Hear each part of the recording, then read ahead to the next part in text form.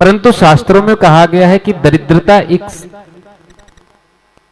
ऐसी देवी है कि अगर किसी के यहां प्रवेश कर जाए तो पूरे परिवार को अस्त व्यस्त कर देती है।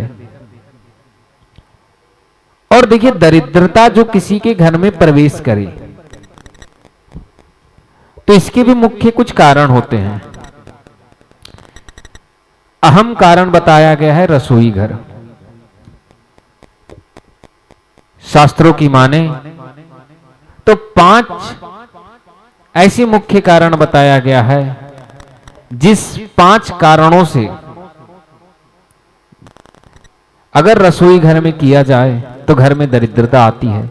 इसीलिए घर की समस्त स्त्रियों को और हर गृहस्थ महिला पुरुष को यह ध्यान रखना चाहिए कि केवल घर के मंदिर और घर के पूरे कोने को ही नहीं, वह रसोई घर को सबसे अत्यधिक शुभ रखे, क्योंकि मन और तन दोनों की शुद्धता अन्न से होती है। इसीलिए सबसे शुद्ध अगर कोई स्थान होता है घर में तो उसे रसोई घर बताया गया है। मंदिर से भी शुभ और शुद्ध घर स्थान बताया गया है रसोई घर को, जहां का बना हुआ भोजन स्वयं ईश्वर खाएं, आप समझिए वह कितना शुद्ध होता है। तो रसोई में ऐसे कुछ कार्य होते हैं जो कभी नहीं करना चाहिए किसी भी स्थिति में, वरना इससे दरिद्रता का प्रवेश होता है। शास्त्रीय नियम और इसमें चाणक्य ने भी कुछ बातें को बोले हैं कि इन कामों से कभी भी घर में ना करें। तो मुख्यतः वह प्रथम स्थान देते हैं कि गृहस्थ महिलाओं को सदैव ध्यान रखना चाहिए कि बना हुआ भोजन कभी भी खुला ना हो। अर्थात अगर आपने किसी भी भोजन को पकाया तो उसे खुले बर्तन में ना रखें। अर्थात हम जब पात्र में बनाते हैं तो हम उसे खुला छोड़ देते हैं। यह दरिद्रता का सबसे अहम भूमिका होती है कि दरिद्रता इसी से प्रवेश होती है, क्योंकि जब घर में आप भोजन को खुला रखेंगे तो कोई कीट पतंग छोटे मोटे कीड़े आएंगे, उसे छोटी सी ग्रहण कर लेंगे, या नाली में चलता हुआ मक्खी भी लाकर बैठेगा और घर में बीमारी रोग फैलाएगा। और शरीर में जब रोग होगी तो दरिद्रता का निमंत्रण का पहला आधार रोग होता है। इसीलिए शास्त्र में कहा गया है कि शुद्ध और स्वच्छ रहना चाहिए। घर में नित्य झाड़ू लगने से ही लक्ष्मी आती है, क्योंकि अगर ऐसी शुद्धता रखे तो घर में कभी भी दरिद्रता प्रवेश नहीं करेगी। लेकिन क्या हमेशा पके हुए भोजन, चाहे ऐसे कोई भी भोजन जिसे सीधा ग्रहण किया जा सके, कभी भी खुला ना रखे, भूल कर भी ना। दूसरा, रसोई घर में कभी भी थूकना या कुला नहीं करना चाहिए।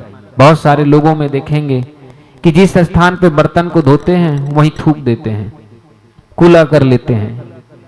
यह अशुभता और दरिद्रता का साक्षात प्रवृत्ति है। यह मनुष्य जो ऐसा करता है, यह उस दरिद्रता को ऐसे निमंत्रण देता है जैसे शराबी मनुष्य शराब पीने के बाद बड़े बड़े ज्ञान को तो देता है परंतु खुद की शराब को नहीं छोड़ पाता है।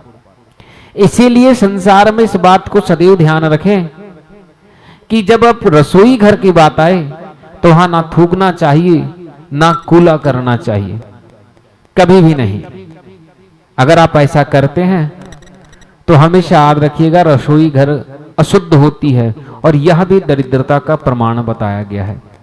क्योंकि सैकड़ों लोग एक घर में सैकड़ों लोग आते हैं और वो सब अगर एक ही स्थान पर कुला करे और वहीं से बर्तन धुले, वहीं से सब्जी धुले, तो पूरा रसोई अशुद्ध हो जाता है।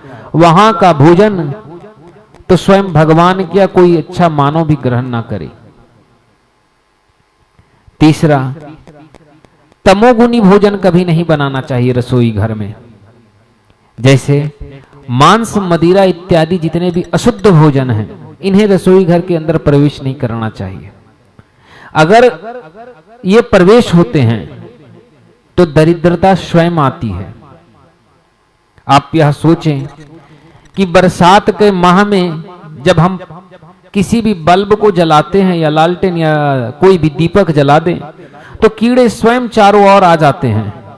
वह यह नहीं देखते कि यह दीपक रसोई घर में जला है या पूजे के स्थल पर जला है, बस वह प्रकाश देखती है। उसी तरीके से जब घर में हमने ऐसे चीजों को बनाया, मांस मदिरा इत्यादि जब रसोई घर में आया, तो दरिद्रता यह नहीं देखती कि बनाने वाला व्यक्ति क्या कर रहा है, बस वह यह देखती है कि उसका साधन रूपी जो प्रकाश है, दरिद्र को क्या चाहिए, तो मांस मदिरा चाहिए, बस उसे देखकर घर में प्रवेश कर गया। इसीलिए शास्त्र में, और ये नहीं कुछ लोग कहते हैं ये वैष्णवों का नियम है, ऐसा नहीं, यह मानव का नियम है, यह सनातन का नियम है। इसे किसी संप्रदाय या किसी एक विशेष से ना जोड़े, पूरी मानव समाज का धर्म है कि शराब को ना पिए। जब भारत में शराब कभी ना बेचा जाता था तो भारत सोने की चिड़िया थी, और आज भारत के हर गांव में शराब बेचा जाता है कि सरकार अमीर बनेगी, टैक्स मिलेगा। तो देखिए आज भारत में भी 20% आबादी गरीब है। तो क्या देश से मिला हुआ कर लोगों को अमीर नहीं बनाया? पर सवाल ये नहीं, जवाब ये है कि जो 20% गरीब हैं, उसी में से 90% लोग अधिक शराब पीते हैं। तो जो सरकार को शराब से कर मिल रही है, वह कर वह गरीब ही दे रहे हैं और खुद के घर को उजाड़ रहे हैं। इसीलिए शराब और मांस कभी भी घर के भीतर प्रवेश नहीं करना चाहिए।